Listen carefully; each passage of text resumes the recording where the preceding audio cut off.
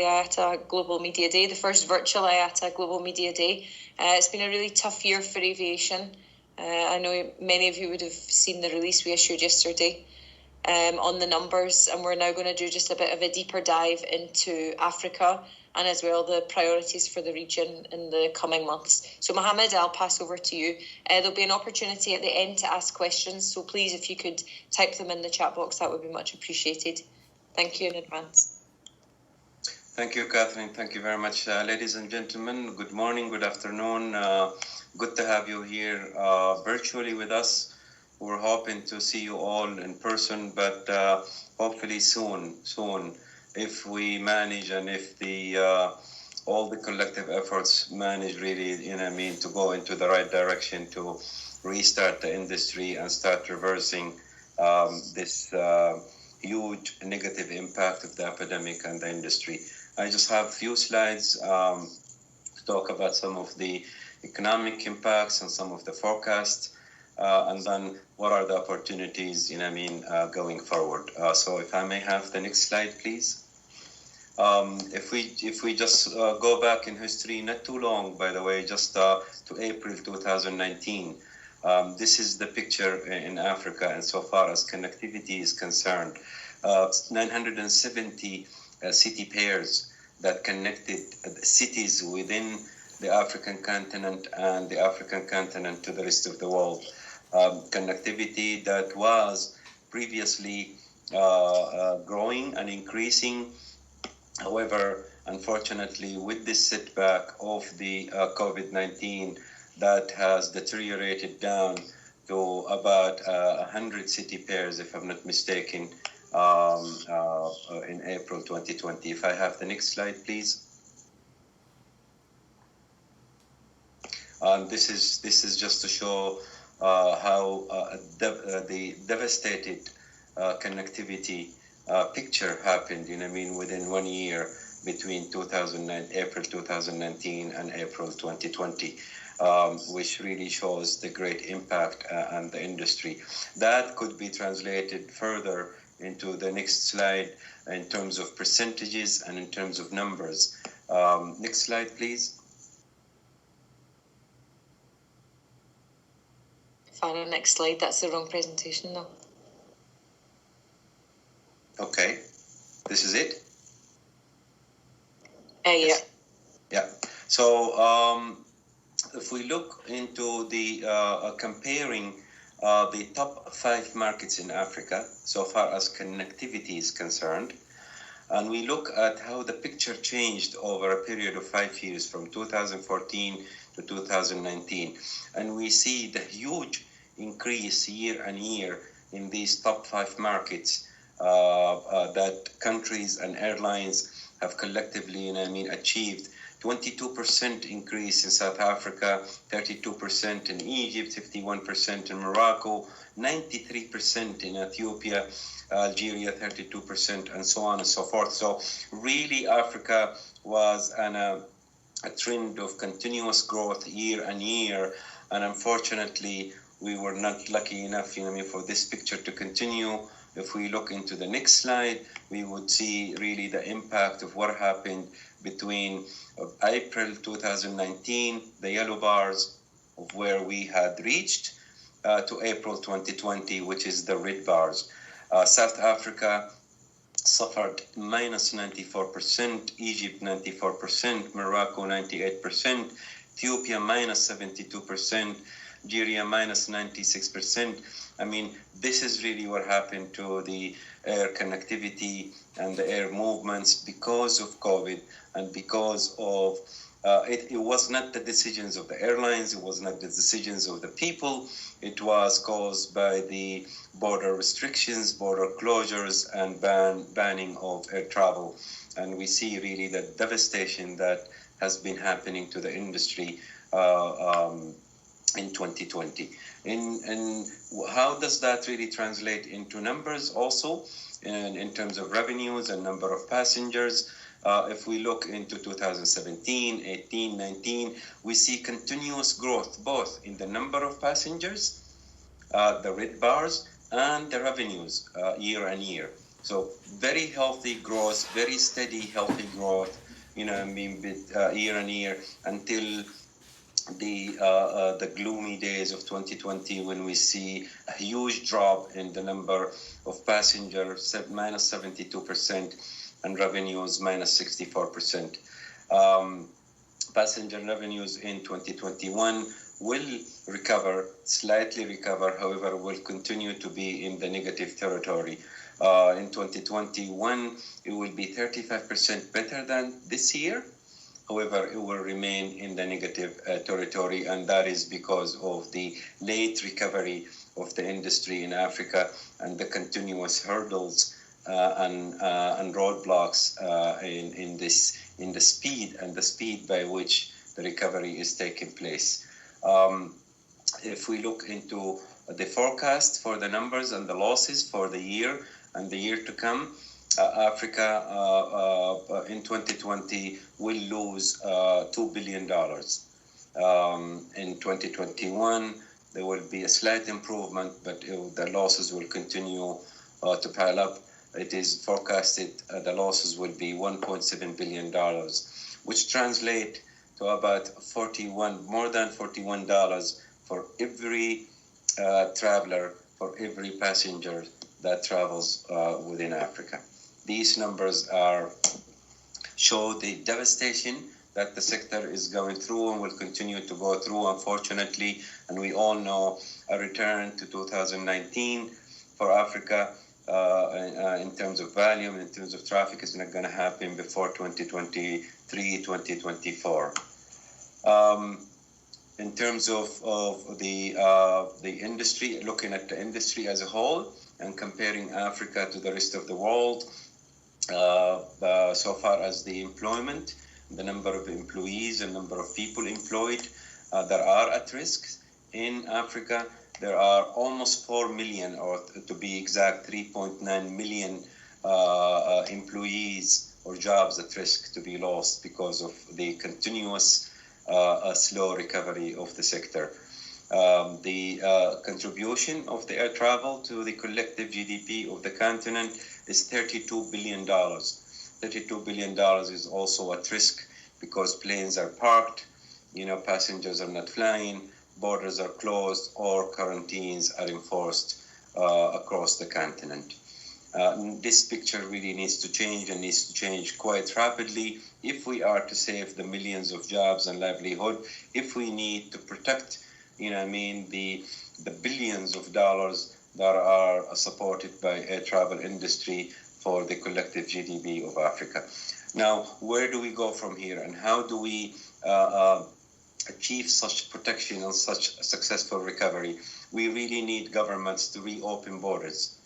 We're not asking them to compromise the safety and the security of their populations. We're asking them to apply a safe measures, multi-layered approach to protect their citizens and their residents. However, achieve a balanced approach by opening their borders and allowing air traffic to resume. We need governments to continue to provide relief for air travel and the tourism industry.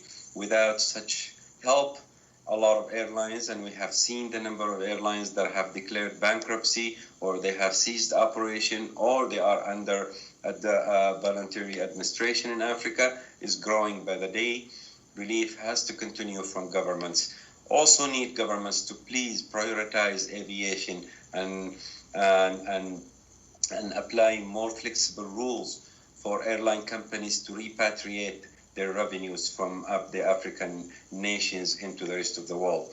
A lot of the companies who operate across the continents, have a lot of their revenues blocked because of unavailability of hard currencies. We need, governments and central banks in Africa to reprioritize aviation and give priority where each dollar will go into saving these airlines from going under. We also need governments, airlines, airports, shipping companies, regulators, everybody to come together to the same table and adapt the same methods, the same recommendations, the same procedures to safely and securely transport and play a role in transporting the vaccine. Countries and operators really need to start preparing themselves, preparing their centers, their manpower, their logistic support to be able, to play a role in transporting the vaccine safely into the African continents, and also play a role in transporting from the African continents to other parts in the world. We cannot forget connectivity. We've seen at the beginning with the presentations how many city pairs we lost. We really need to continue stressing connectivity, the importance of connectivity within Africa and between Africa and the rest of the world. When we talk about recovery, safe recovery, and safely restarting the industry, there are so many aspects and so many moving parts in this ecosystem of the aviation industry that needs to be assessed and needs to be managed properly to make sure that the safety record of aviation in Africa continues to be one of the best in the world. Over the last few years, Africa, has gained through hard work and through collective work from all the players and all the stakeholders one of the best safety records in the world.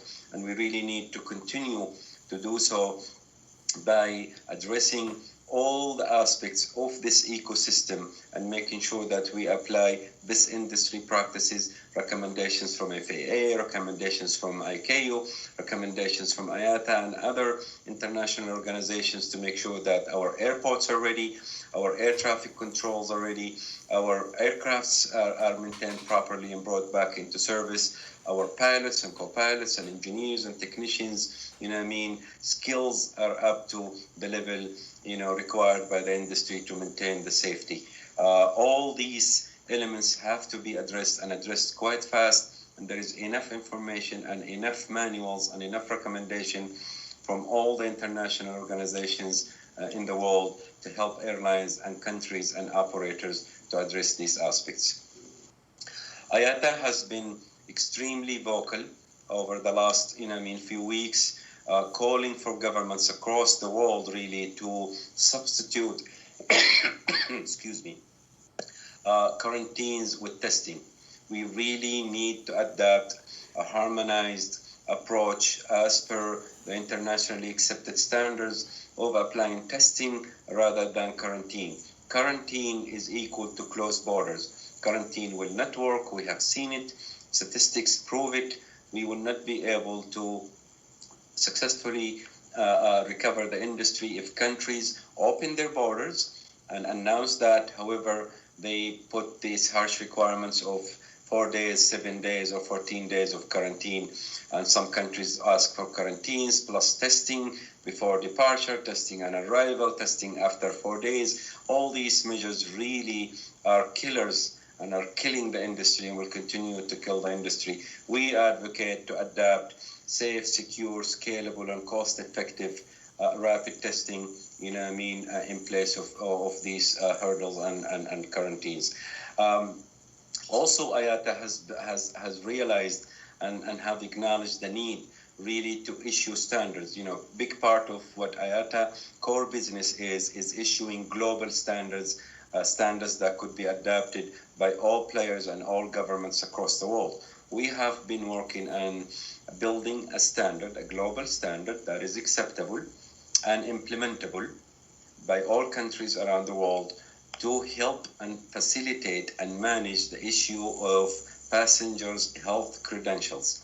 Now, a lot of countries who are opening up their borders, they're requiring PCR testing certifications or COVID testing certifications, and the supply chain and the steps and the activities and the functions surrounding this particular requirement is very complex. It involves so many parties, and it involves, data, personal data that we cannot compromise its privacy, and therefore we came up with a standard, and we are working on a particular platform that allows a passenger to check what are the health requirements, the testing requirements, the vaccination requirements of the country a passenger wants to travel to, what are the testing or the vaccination centers that are verified, accepted by governments across the world that could provide such a service?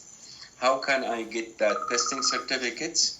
How can I get that testing certificates from the testing lab into my own position safely and securely, and only me, without having it being stored in a repository that could be compromised? And then how can I exchange this information to airlines, to airports, to governments, to border control, and so on? All this is being worked on. It is being piloted across the region, and we will have it live by the first quarter of 2021 to make sure that, this information is securely and safely managed, gathered, collected, and provided, to governments to allow them, to open up their borders, because we are calling for testing, and this is a part of ensuring that the testing results and the testing credentials are provided, to make the journey seamless. We cannot forget in Africa that 30 billion have been pledged by various institutions and financial organizations across the world and across Africa. However, that money is still locked and still locked behind bureaucracies, lengthy procedures, and has not trickled down to the aviation ecosystems and to airlines. And we continue to call upon governments to please do everything that they can do to quickly release this money to make sure that airlines and the aviation sector players remain live to continue to play the role that they need to play going forward. Please, can I ask you to mute your microphone if you're not speaking? Yeah, I think it's you. The sooner this money flows into the ecosystem of aviation to airlines, the better chance that these companies will remain live and will avoid bankruptcy and will avoid going under and losses of jobs and losses of economic contributions, to their nations. The issue of block funds, that's another big issue, in the African continent. There is $516 million blocked funds in Africa. These are airline revenues that, of ticket sales, of flown passengers that the service have been delivered.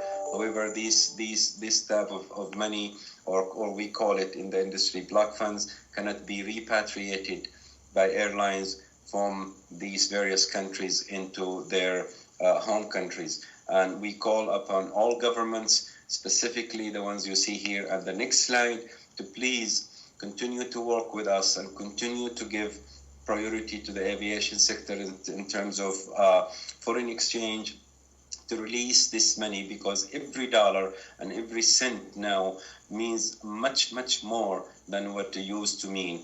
And $560 million, a lot of money, and will go a long way to keep airlines across the world flying, not only in Africa but across the world. And therefore we continue to call and work with these governments to please continue to prioritize aviation and help us relieve and release these funds to the companies so they can repatriate them back and put them into the system and continue to be alive.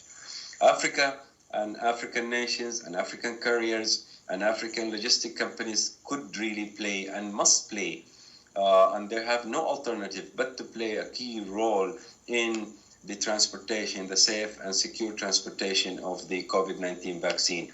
And therefore, African carriers and airports and shippers and cargo companies, regulators really need to adapt internationally best practices to prepare their capabilities and their capacities and their transport, hubs to be able to play this role and successfully, deliver the much needed vaccine to African nationals, and also take an opportunity to play a role in delivering the vaccine from and within Africa and across the world as well. We cannot talk about Africa without talking about connectivity. Connectivity is a must for Africa. We've seen the droppage in connectivity because, Africa has always struggled with the inner Africa connectivity, and we really need to stress this fact and continue to advocate for governments, for smart regulations, for regulators to please remove all hurdles to take full advantage of the recovery situation and to implement what the SATAM protocols have called for, really, and all the nations who have signed up for it. 34 African countries have signed up for SATAM, which represents 75% of the African passenger traffic. However, very few countries have managed to fully implement the recommendations and the protocols that allows, for connectivity to take place. And I think Africa, out of all the global regions, Africa has a platform ready, protocols ready, agreements worked out through SATAM, to really take advantage and push SATAM forward and make sure that, through the recovery of the industry, we also, take advantage of what SATAM principles and premise is and put it in place once and for all and move forward. I will leave you with the last slide, numbers that should not really disappear from our mind and our side. This is what aviation brings to Africa. 63 billion, the air travel and the transport and the tourism contribute to African GDP, $63 billion, 7.7 million jobs across the continent, and supports 15 out of the 17 Sustainable Development Goals by the United Nations. And of course, 1 billion aviation contributes to the globalization, which has lifted 1 billion people out of poverty since 1999.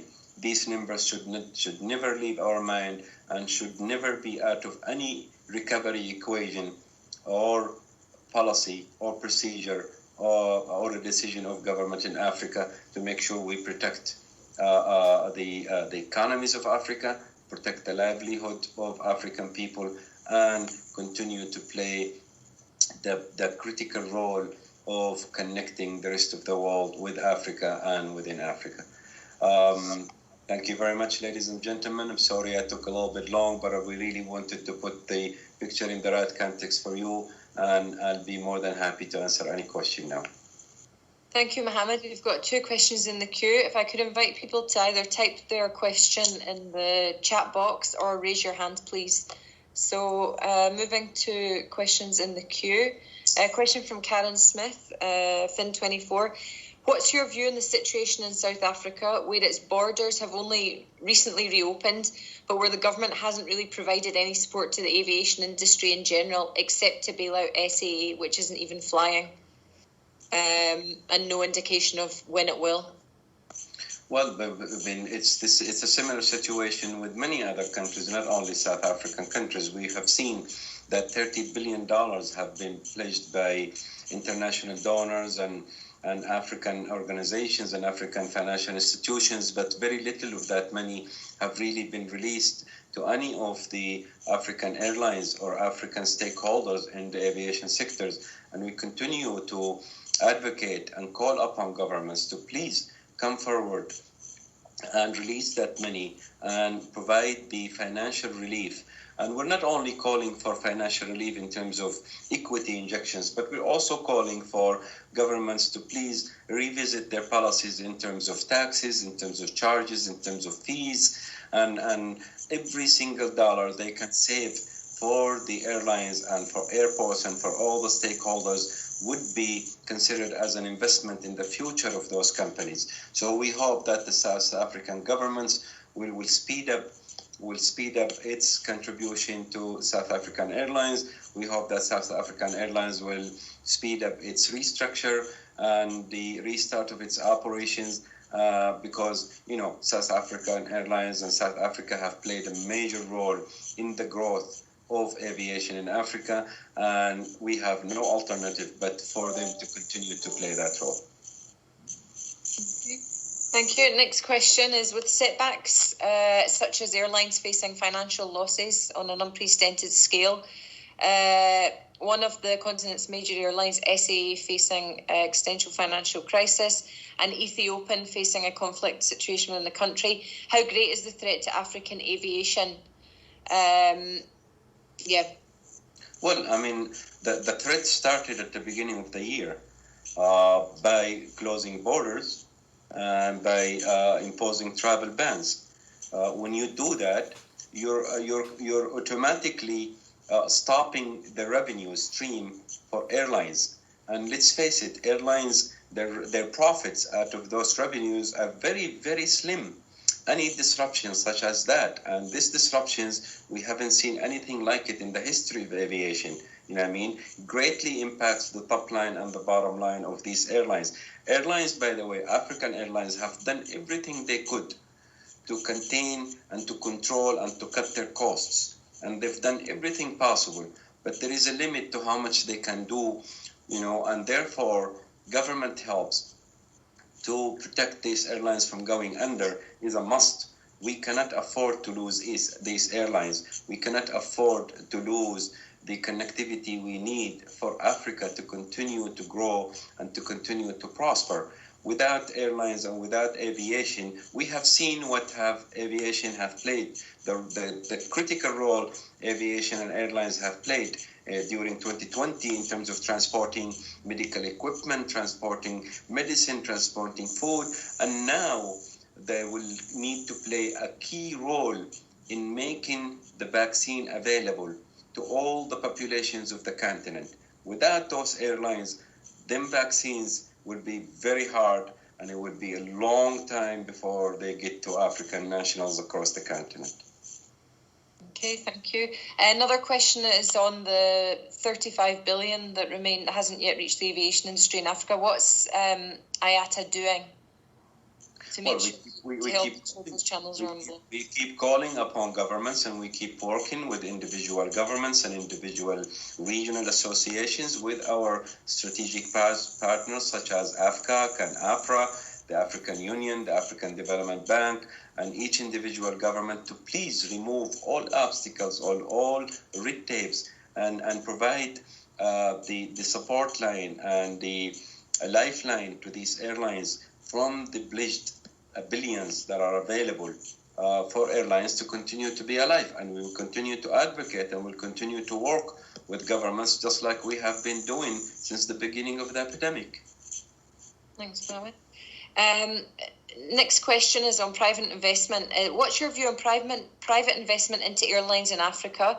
We're seeing airlines like Airlink growing their network. Do you see room for more private airlines in the near future, as governments cannot continue to bail out loss-making airlines?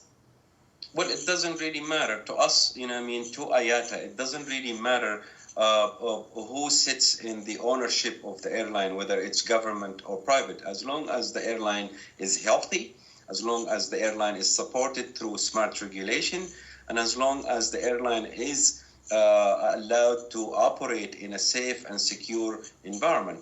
It doesn't really matter the ownership. What matters to Africa is the airlines have to be protected, government-owned and privately owned.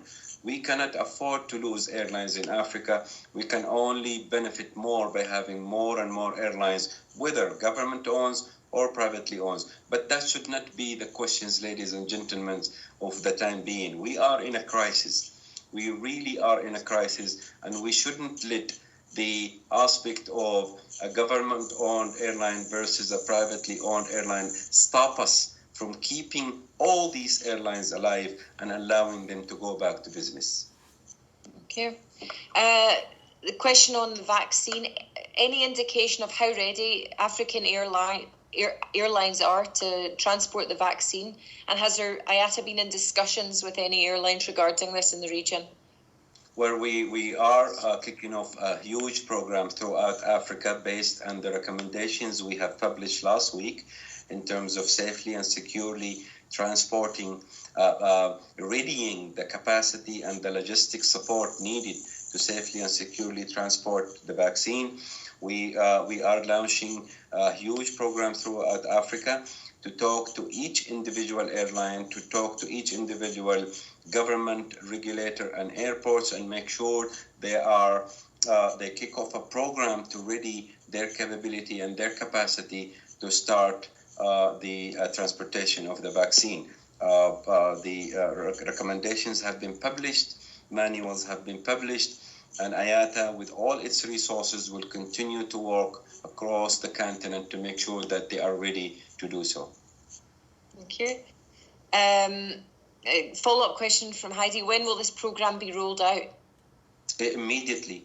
We already have distributed all the documentations and all the manuals across the entire region, and we are immediately kicking off this program as we're talking. As a matter of fact, the teams across the regions are already having discussions with airlines to assess their capabilities and their readiness, talking to airports, talking to regulators, and we will continue to do so until we make sure that everybody who needs help get the proper help and knowledge and expertise they need to build up their capacity to be able to participate and play their key role in safely and securely transporting the vaccine into Africa and into the African people.